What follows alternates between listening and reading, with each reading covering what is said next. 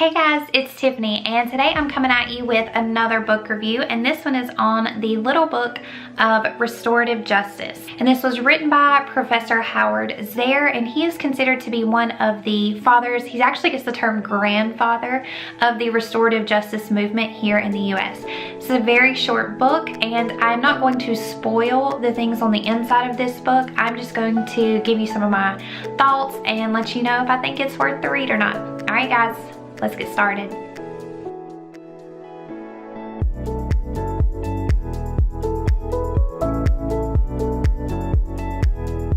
So first of all, which I'm just going to repeat, if you are brand new to restorative justice, you haven't really looked into it at all except maybe hearing what other people have said or just a quick Google search here and there, I do recommend picking this one up to get you started because it is so incredibly short. It's easy to access as far as grasping the concepts, so I think it's great for that.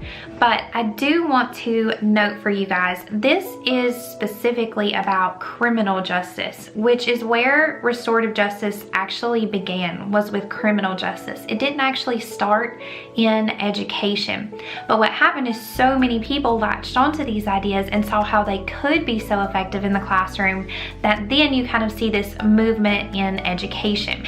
So basically in this book, he's going to give you background knowledge about how this started and where it started at. He's going to give you some examples of where this has been really effective.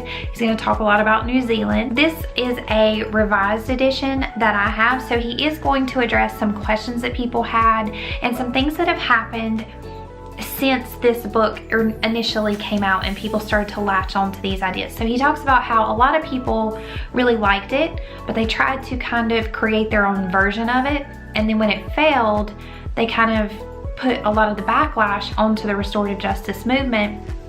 But what he notes in here is that you have to actually be committed to it in full, the whole process of restorative justice, because if you just take bits and pieces, it's not going to be as effective as it was as if you apply it fully the way it was meant to be.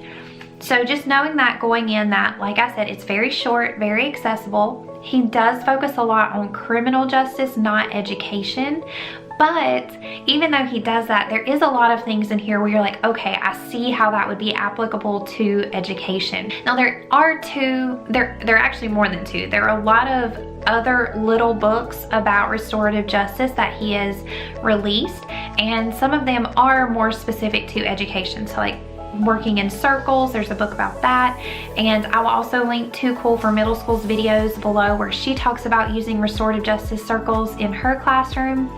And there's also a book about the little book of restorative discipline, so how to use the discipline concepts in the classroom or in the school as a whole with restorative justice in mind. So there are books available for that, but I recommend reading this one first because you really get an idea of what the movement was supposed to originally be and what the goals are and how to identify if a program actually is practicing restorative justice or not. Within this book, there is a big focus on the school not being so isolated and the classroom not being isolated. It's really about going out and involving the community, which really has had my brain turning ever since I read this book about ways to reach out to the community and make them more a part of the school culture, to help our students who need more support or who are struggling, to find people that they identify with that can be mentors for them and help get them through this K-12 time period, which is so challenging for so many students, that they can go on to have a more successful future.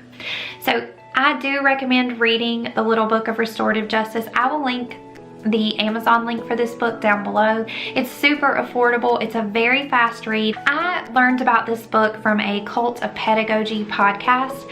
I will also leave a link to that down below so that you can listen to that.